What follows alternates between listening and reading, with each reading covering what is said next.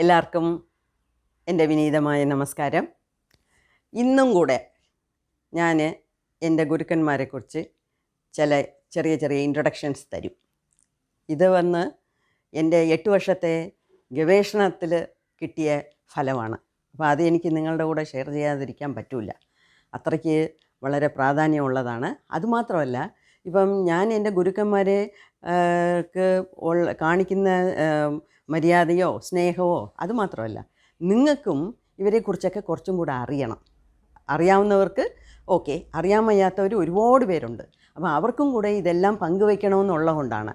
അല്ലെങ്കിൽ എനിക്ക് വെറുതെ എൻ്റെ ഗുരുക്കന്മാർക്ക് ഞാൻ റെസ്പെക്റ്റ് കൊടുക്കണമെന്നുണ്ടെങ്കിൽ അവർക്ക് നേരിട്ട് ഞാൻ പോയി ചെയ്യുന്നുണ്ട്, അതൊക്കെ വേറെ കാര്യം. പക്ഷേ ഇത് പബ്ലിക്കിൻ്റെ അടുത്ത് കൊണ്ട് ചേർക്കുന്നതും ഞാൻ എൻ്റെ ഗുരുക്കന്മാർക്ക് ചെയ്യുന്ന ഒരു സേവയാണ്. സേവയെന്ന് വെച്ചാൽ സർവീസാണ്. അപ്പോൾ ഒരുപാട് പേര് അറിയട്ടെ, ഒരുപാട് പേര് അവരെ ഫോളോ ചെയ്യട്ടെ. അപ്പോൾ എൻ്റെ വീഡിയോയും കാണുക, ഇതിൽ ഏതെങ്കിലും 1-2 ഗുരുക്കന്മാരെ നിങ്ങൾ പിന്തുടരുക. അങ്ങനെ നമുക്ക് ഒരുപാട് കാര്യങ്ങൾ നേടിയെടുക്കാം. എന്താണെന്ന് വെച്ചാൽ നമ്മളുടെ അൾട്ടിമേറ്റ് എയിം എന്ന് പറയുന്നത് ഒന്ന് എന്തുവാ, ഈ ജന്മത്തിൽ നമുക്ക് എങ്ങനെയെങ്കിലും മുക്തി കിട്ടണം. ഓക്കെ, അതാണ്. സോ ഞാനിപ്പം കുറച്ച് ഫാസ്റ്റായിട്ട് പോവുകയാണ്. ഒന്നാമത്തെ ഗുരു ഈ എപ്പിസോഡിൽ ഞാൻ പറയാൻ പോകുന്നത് ബോഹർ വശീഹരൻ എന്നുള്ള ഒരു ഗുരുവാണ്. അദ്ദേഹം ബോഹർ സിദ്ധാന്ത സഭായ് എന്ന് പറഞ്ഞ് പഴനിയിൽ ഒരു ഓർഗനൈസേഷൻ ഉണ്ടാക്കിയിട്ടുണ്ട്. ബോഹർ എന്ന് പറയുന്നത് ഒരു വലിയ സിദ്ധനായിരുന്നു. ഞാൻ സിദ്ധന്മാരെ കുറിച്ചും ജീവസമാധികളെക്കുറിച്ചുമൊക്കെ ഞാൻ വേറെ 1-2 വീഡിയോസ് ഇടാം. ഇപ്പോൾ അതിന് പ്രാധാന്യമല്ല. ഇപ്പോൾ ബോഹർ എന്നുള്ള ഒരു സിദ്ധറിനെ കുറിച്ചാണ് ഞാൻ പറയുന്നത്. അത്രയും ഒരുപാട് സിദ്ധന്മാരുണ്ട്. അത് സിദ്ധറുകളുടെ എല്ലാം കേന്ദ്രമെന്ന് പറയുന്നത് തമിഴ്നാടാണ്. അപ്പം തമിഴ്നാട്ടിൽ ഉണ്ടായ ഒരു സിദ്ധറാണ് ഈ ബോഹർ. അദ്ദേഹം ഗഗനമാർഗം വഴി, അതായത് ആകാശം വഴി ചൈനയിലൊക്കെ പോയി ഒരുപാട് അവിടെയും ഈ കാര്യങ്ങളൊക്കെ പറഞ്ഞു കൊടുത്തിട്ടുണ്ട്. അങ്ങനെ വലിയ പ്രസക്തി ഉള്ള ഒരു സിദ്ധരായിരുന്നു. ഈ ബോഹറിൻ്റെ ജീവസമാധി എന്ന് പറയുന്നത് നമ്മളുടെ മുരുകൻ കോവിൽ, പഴനിയിലെ മുരുകൻ ടെമ്പിളിൽ കയറി നമ്മളിങ്ങനെ വന്ന് മുരുകനെ തൊഴുതിട്ട് വെളിയിലിറങ്ങത്തില്ല. വെളിയിലിറങ്ങുമ്പോൾ അതിൻ്റെ ഓപ്പോസിറ്റ് സൈഡാണ് ഈ ബോഹറിൻ്റെ ജീവസമാധി ഉള്ളത്. അവിടെ ജീവസമാധിയുടെ മുകളിൽ ഒരു ശിവലിംഗം വെച്ചേക്കും. അതിൽ ഒരു പച്ച മരകതക്കല്ല് കൊണ്ട് ഉണ്ടാക്കിയ ശിവലിംഗം, അതാണ് ബോഹർ പൂജിച്ച് ശിവലിംഗം. അതും ഭുവനേശ്വരി അമ്മയുടെയും ഒരു ഇതാണ് അവിടെ വെച്ച് പൂജിക്കുന്നത്. അതിൽ വളരെ ഇമ്പോർട്ടൻ്റ് ആയിട്ട് നമുക്ക് ഒന്ന് അറിയണം. അതായത് ബോഹർ അവിടെ ജീവസമാധി ആയ പിന്നീടും ബോഹറിൻ്റെ ജീവൻ അവിടെ ഉണ്ടല്ലോ. അവിടെ അദ്ദേഹം അത് ജീവസമാധി ആകുന്നതിന് മുമ്പേ തന്നെ അവിടുന്ന് മുരുകൻ്റെ ഗർഭഗൃഹം വരെ ഒരു ടണൽ, ഒരു വലിയ ഒരു ട്യൂബ് പോലെ ഒന്ന് തുരന്ന് വെച്ചിട്ടുണ്ട്. അപ്പോൾ ഇന്നും അവിടുന്ന് അകത്തൂടെ പോയി അവിടെ മുരുകനെ ദർശനം ചെയ്തിട്ട് തൊഴുതിട്ട് തിരിച്ചിവിടെ വരുമെന്നാണ് പറയുന്നത്. അപ്പം ഒരുപാട് പേർക്ക് ഇപ്പം നമ്മുടെ കേരളത്തിൽ നിന്ന് ഞാൻ കണ്ടെടുത്തോളം 2 അമ്പലത്തിലാണ് നമ്മുടെ മലയാളികൾ ഒരുപാട് പോകുന്നത്. ഒന്ന് മൂകാംബിക, ഇനിയൊന്ന് പഴനി. അപ്പം ഇനി ഞാൻ ഇതൊക്കെ എന്തിനാണ് പറയുന്നതെന്ന് വെച്ചാൽ, ഇനി അടുത്ത പ്രാവശ്യം നിങ്ങൾ പഴനി പോകുമ്പം ഈ ബോഹറുടെ ജീവസമാധി എവിടെയാണെന്ന് ചോദിക്കണം. അവിടെയും കൂടെ പക്ഷേ ഇപ്പോൾ അവിടെ ഇരുന്ന് തൊഴാനോ മെഡിറ്റേഷൻ ചെയ്യാനോ ഒന്നും സമ്മതിക്കുന്നില്ല. എന്ന് വെച്ചാൽ ഭയങ്കര തിരക്കായിപ്പോയി. എന്നാലും നമുക്ക് അവിടെ ഒന്ന് കണ്ട് തൊഴുതിട്ട് വരാം. അപ്പം ഈ വശീകരൻ എന്ന് പറഞ്ഞ എൻ്റെ ഗുരു ഈ ബോഹറിൻ്റെ കാര്യങ്ങളെല്ലാം അദ്ദേഹം എഴുതിയതും പറഞ്ഞതും ഒക്കെ ഒരു 10-20 വർഷം കൊണ്ട് നല്ല ഗവേഷണമൊക്കെ നടത്തി ഇപ്പം ഈ ബോഹർ സിദ്ധാന്ത സഭയെ ഉണ്ടാക്കി എല്ലാ ആഴ്ചയും, മിക്കവാറും എല്ലാ ആഴ്ചയും വ്യാഴാഴ്ച അല്ലെങ്കിൽ ഞായറാഴ്ച രാവിലെ 5 തൊട്ട് 6 വരെ ഫ്രീ ആയിട്ട് സത്സംഗം നടത്തുന്നുണ്ട്. അതിനകത്ത് ഒരുപാട് കാര്യങ്ങൾ, ഇദ്ദേഹം കണ്ടെത്തിയ കാര്യങ്ങളൊക്കെ നമുക്ക് ഒരുപാട് പറഞ്ഞു തരുന്നുണ്ട്. അതല്ലാതെയും മന്ത്ലി ക്ലാസ്സസൊക്കെ നടത്തുന്നുണ്ട്. അപ്പം ഇദ്ദേഹത്തിൻ്റെ ഒരു സ്പെഷ്യാലിറ്റി എന്ന് പറഞ്ഞാൽ, ഇദ്ദേഹത്തിന് ഈ കുണ്ടലിനി ശക്തി മേളിക്കൊണ്ടുവരുന്നതോ ഈ ചക്ര മെഡിറ്റേഷനോ അതിലൊന്നും വലിയ താല്പര്യമില്ല. അപ്പം അദ്ദേഹത്തിന് ഇപ്പം ഒരു കാര്യമാണ് മെയിനായിട്ട് നമ്മളടുത്തെല്ലാം പറയുന്നത്, തിരിച്ചും എല്ലാ സത്സംഗത്തിലും പറയുന്നത് എന്താണെന്ന് വെച്ചാൽ, ധനഞ്ജയൻ എന്നുള്ള ഒരു കാറ്റിനെ കുറിച്ചാണ് അങ്ങനെ പറയുന്നത്. ശരിക്കും പറഞ്ഞാൽ ഈ ധനഞ്ജയൻ എന്നുള്ള പേര് തന്നെ ഒരുപാട് പേര് നമ്മൾ കേട്ട് കാണത്തില്ല. ഞാൻ പറയാം, ഒരു 10-30 വർഷത്തിന് മുമ്പേ ഞാൻ ജോലി ചെയ്ത സ്കൂളിൽ ഞങ്ങളുടെ പ്രിൻസിപ്പള് ഒരു ആണിനെ കൊണ്ടുവന്ന് ഭരതനാട്യം കളിപ്പിച്ചു. ഒരു ആൺ ആർട്ടിസ്റ്റാണ് വന്നത്, നല്ലപോലെ ഭരതനാട്യം കളിച്ചു. അപ്പോൾ അദ്ദേഹത്തിൻ്റെ ഇൻട്രൊഡക്ഷൻ തരുമ്പം അദ്ദേഹത്തിൻ്റെ പേര് ധനഞ്ജയൻ എന്ന് പറഞ്ഞു. ആദ്യമായിട്ടാണ് ഞാൻ പേര് കേൾക്കുന്നത്. ആ പേര് അവിടെ കേട്ടതിന് ശേഷം ഈ ബോഹർ സിദ്ധാന്ത സഭയിൽ ബോഹർ വസീകരൻ വഴിയായിട്ടാണ് ഈ ധനഞ്ജയൻ എന്നുള്ള കാറ്റിനെക്കുറിച്ച് ഞാൻ അറിയുന്നത്. അപ്പോൾ ഇതൊക്കെ ഒരുപാട് പേർക്ക് നമുക്ക് അറിയാതിരിക്കാം. അപ്പോൾ അതിനും അറിവ് നൽകാൻ വേണ്ടിയാണ് ഞാൻ ഇത് പറയുന്നത്. ഈ ധനഞ്ജയൻ്റെ കാറ്റിൻ്റെ ഒരു സ്പെഷ്യാലിറ്റി എന്തുവാന്ന് വെച്ചാൽ, ഒരു പെണ്ണിൻ്റെ മുട്ടയുണ്ട്, അതിനകത്ത് ബിന്ദു കയറുന്നു. അപ്പം ഒരുപാട് കാര്യങ്ങൾ ബയോളജിക്കലായിട്ടൊക്കെ നടക്കുന്നുണ്ട്. അപ്പോൾ ഈ കുറേ ഈ ബിന്ദുക്കൾ ഈ എഗ്ഗിനെ ചുറ്റി നിൽക്കും. അതിൽ ഒരേ ഒരു ബിന്ദു മാത്രമേ ആ എഗ്ഗിനെ തുളച്ച് അകത്ത് കയറി അതിൻ്റെ ന്യൂക്ലിയസിനെ അകത്ത് വിടത്തുള്ളൂ. വൺസ് അത് അകത്ത് വിട്ടാൽ ഈ മുട്ടയുണ്ടല്ലോ, മുട്ടയെ ചുറ്റി ഒരു വലിയ ലെയർ ഉണ്ടാക്കും. വേറെ ഒരു ബിന്ദുവും അതിനകത്ത് ഉടനെ ഒരു സെക്കൻഡിലാണ് ഇതൊക്കെ നടക്കുന്നത്. അകത്ത് കയറാത്ത രീതിയിലാണ് ഇത് ചെയ്യുന്നത്. ഇത് നാച്ചുറലായിട്ട് നടക്കുന്ന ഒരു കാര്യമാണ്.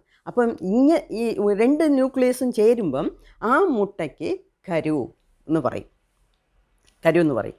അപ്പം ഈ ബിന്ദുവിൻ്റെ ന്യൂക്ലിയസ് അകത്ത് കയറുമ്പം അകത്ത് കയറുന്ന ഒരു കാറ്റാണ് ഈ ധനഞ്ജയൻ. മനസ്സിലായോ? അപ്പോൾ അത്രയും ഇമ്പോർട്ടൻസ് ഉള്ളതാണ് ഈ ധനഞ്ജയൻ എന്നുള്ള വായു. പിന്നെ ഈ ധനഞ്ജയൻ എപ്പം നമ്മുടെ ദേഹത്തുനിന്ന് വെളിയിൽ പോകുമെന്ന് വെച്ചാൽ, നമ്മുടെ ജീവൻ നമ്മുടെ ദേഹത്തുനിന്നും വിട്ടുപോയി 72 മണിക്കൂർ ഈ ധനഞ്ജയൻ നമ്മുടെ ദേഹത്ത് തന്നെ കാണും. എന്താണെന്ന് വെച്ചാൽ, അഥവാ ഏതെങ്കിലും ഒരു കാരണവശത്താൽ പോയ ജീവൻ തിരിച്ച് വന്നാലോ എന്ന് പറഞ്ഞ് 72 മണിക്കൂർ ധനഞ്ജയൻ്റെ കാറ്റ് മാത്രം സ്ലോ ആയിട്ട് നമ്മുടെ ദേഹത്ത് ചെയ്യും. അതുകൊണ്ടാണ് പണ്ടേ കാലത്ത് മരിച്ച 3 ദിവസം കഴിഞ്ഞേ, ഈ 72 മണിക്കൂറിൻ്റെ ഗ്യാപ്പ് കൊടുത്ത് 3 ദിവസം കഴിഞ്ഞേ അവർ ഒന്നി ദഹിപ്പിക്കത്തുള്ളൂ, അല്ലെങ്കിൽ ഭൂമിയുടെ അടിയിൽ പുതച്ച് വയ്ക്കത്തുള്ളൂ. അപ്പോൾ ഇപ്പോഴും ചൈനയിലൊക്കെ അങ്ങനെ ഒരു സിസ്റ്റം ഉണ്ട് പോലും. അപ്പോൾ അത് വേണം ചെയ്യാൻ. അല്ലെങ്കിൽ നമ്മൾ ഇപ്പോഴൊക്കെ എന്തുവാ, എല്ലാവരും ബിസി എന്ന് പറയുന്നു, മരണം സംഭവിക്കുന്നു, ഉടൻ ചോദിക്കുന്നത് എങ്ങനെ, അടുത്ത ചോദ്യം എന്തുവാ, എപ്പോൾ എടുക്കുന്നു എന്നാണ്. അപ്പം 2 hours 5 hours അല്ലെങ്കിൽ കൂടിപ്പോയാൽ ഫോറിനിൽ നിന്ന് ആരെങ്കിലും വരണമെങ്കിൽ ശരി ഒരു 1 day, അതിനിടയ്ക്ക് നമുക്ക് ദഹിപ്പിക്കണമെന്നുള്ളതാണ്. പക്ഷേ ഇതാണ് അതിൻ്റെ ശരി എന്നുള്ളതാണ് ഇദ്ദേഹത്തിന്. അപ്പം ഇദ്ദേഹത്തിനെ കുറിച്ചും കുറച്ചും കൂടെ നിങ്ങൾ അന്വേഷിച്ച് പോകണം. ഒരുപാട് സാധനങ്ങൾ അദ്ദേഹം പറഞ്ഞു തരുന്നുണ്ട്, 45 ഡേയ്സിന് ചെയ്യാൻ, 60 ഡേയ്സിന് ചെയ്യാൻ എന്നൊക്കെ. അപ്പം അതുമാത്രമല്ല, റീസെൻ്റായിട്ട് അടുത്ത കാലത്ത് ഈ ബോഹറിനെ ഒരു അധിഷ്ഠാനം എന്ന് വെച്ചാൽ ഒരു അമ്പലം പോലെ ഒന്ന് പണിഞ്ഞു. അപ്പോൾ അതിൻ്റെ ഇനോഗ്രേഷന് ഞാൻ പഴനി പോയിരുന്നു, അവിടെ ഇരുന്നായിരുന്നു.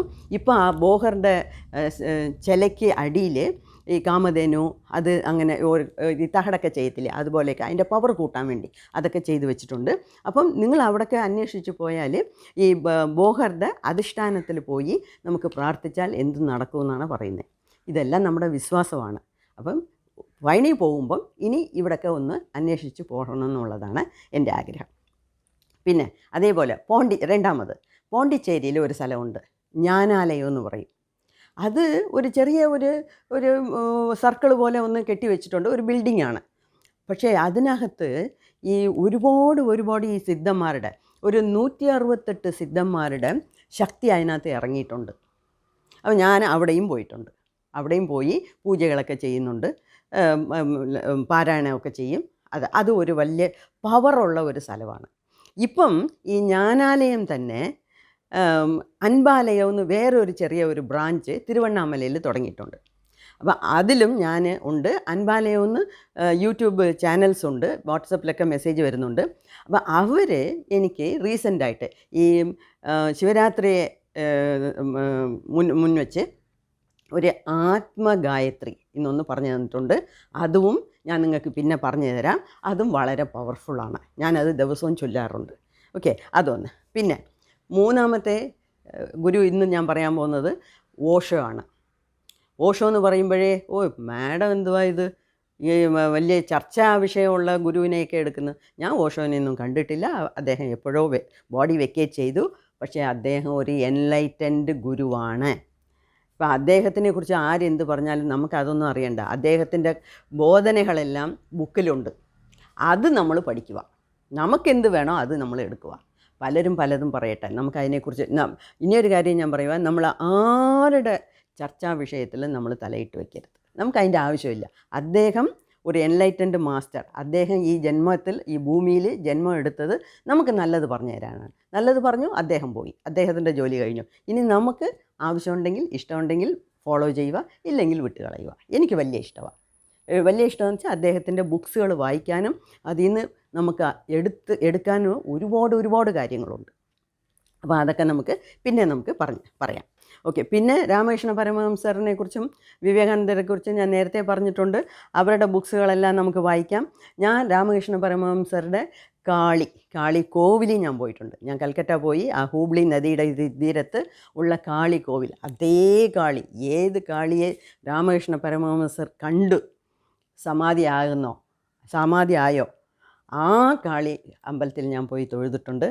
അപ്പം രാമകൃഷ്ണ പരമഹംസരുടെ എല്ലാ വലിയ സിറ്റികളിലും ആശ്രമമുണ്ട്, കുറേ ബുക്ക് സ്റ്റാളുകളുണ്ട്. അവിടുന്ന് കുറേ ബുക്സുകൾ വാങ്ങിച്ച് കൊണ്ടുവന്ന് പഠിച്ചിട്ടുണ്ട്. അപ്പോൾ അതെല്ലാം ഞാൻ വെച്ചിട്ടുണ്ട്, നിങ്ങളുടെ കൂടെ പങ്കിടാം.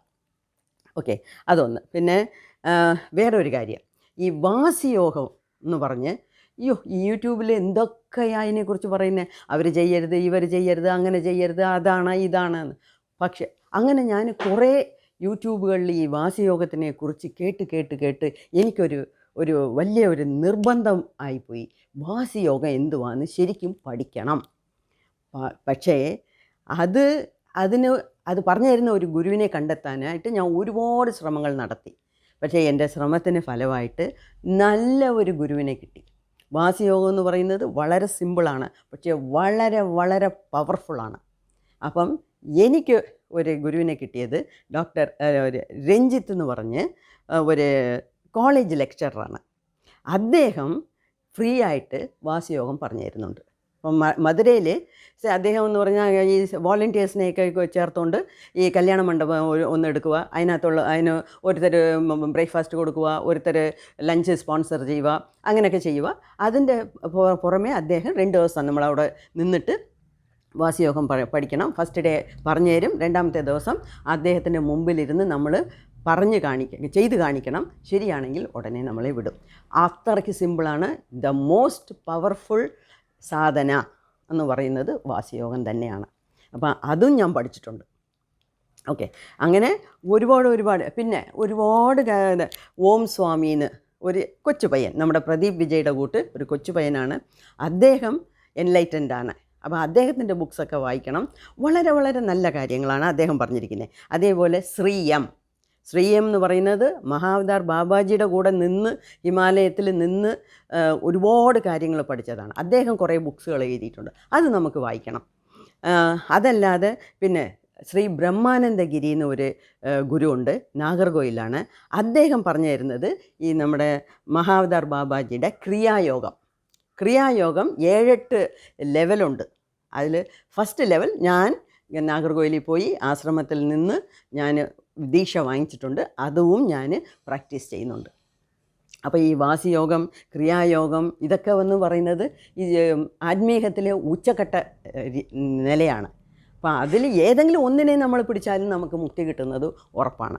അതുകൊണ്ടാണ് ഞാൻ ഇതൊക്കെ പറയുന്നത്. പിന്നെ വേറൊരു കാര്യം, യോഗാനന്ദ പരമഹംസറെ കുറിച്ച് നിങ്ങളെല്ലാം കേട്ട് കാണും. യുക്തേശ്വർ ഗിരി പാരമ്പര്യത്തിൽ വരുന്നത്. പിന്നെ ഈ യോഗാനന്ദ പരമഹംസയുടെ ഒരു ബുക്ക് ഏകദേശം ഒരു 35 ലാംഗ്വേജിൽ അത് ട്രാൻസ്ലേറ്റ് ചെയ്തിട്ടുണ്ട്. അത് മലയാളത്തിലുണ്ട്, ഇംഗ്ലീഷിലുണ്ട്, തമിഴിലുണ്ട്. അതാണ് ദ ഓട്ടോബയോഗ്രഫി ഓഫ് എ യോഗി. ഇപ്പം ആര് ഈ ആത്മീയത്തിൽ ഇറങ്ങിയാലും ഫസ്റ്റ് ചെയ്യേണ്ടത് ആ ബുക്ക് ഒന്ന് വാങ്ങിച്ച് വായിക്കണം. ഓക്കെ, ആ ഒരു ബുക്ക് നമ്മളുടെ എല്ലാവരുടെയും കയ്യിലിരിക്കണം. അതിൽ തന്നെ നമുക്ക് ഒരുപാട് കാര്യങ്ങൾ മനസ്സിലാക്കി എടുക്കാൻ പറ്റും.